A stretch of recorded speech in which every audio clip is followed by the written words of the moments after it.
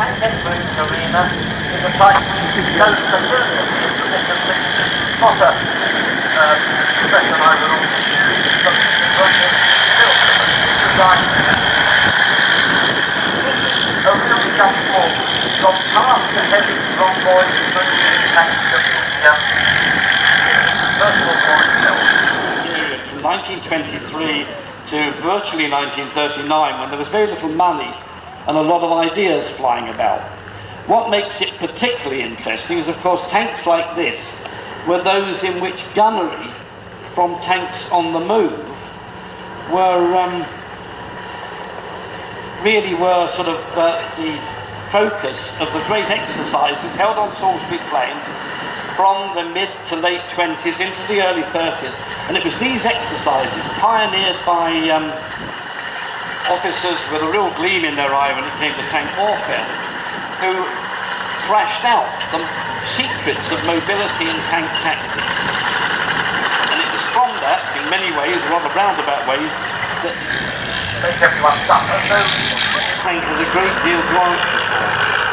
Powered by a petrol engine, it's a preempt that Armstrong signals is going to make no one's ever heard of these days. And it's air-cooled, which is quite unusual. Mostly in tanks you find what are called engines. The turret is traversed by hand, but it's geared, so you wind the handle and the turret goes round and round. You have to wind another handle to make the gun go up and down. There's no mechanical aids beyond that. You don't get a motor to drive the turret down. The gun is a 47mm weapon, and it was designed particularly for knocking out other tanks. It doesn't actually have other roles, but you can see there's a lot of the First World War still there. It's got machine guns sticking out the side, which you soon stop doing. They're probably more dangerous to keep on your own side than they are to the enemy.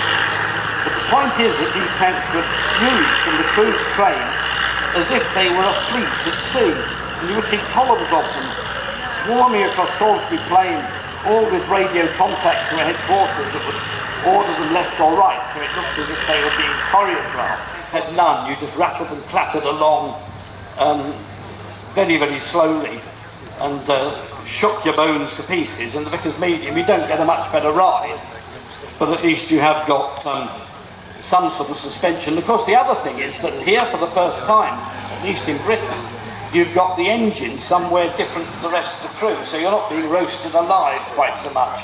Still quite deafening in there, but it is really quite an experience to see that old tank, built in 1925, still tanking. the world might come to the state that ours is currently run forward. A number of supplies, but most of them are gone now. So with those tanks, Norwich is not quite a tank yet, but obviously came out of the exercise in place. The first thing, you look at the tanks, at the time there was a battle, or a hot battle going on the plane. It was followed in the paper as much as trade as the important events are now. And you had red forces in the north or west, but great enthusiasm. Great enthusiasm. Those 8 cars.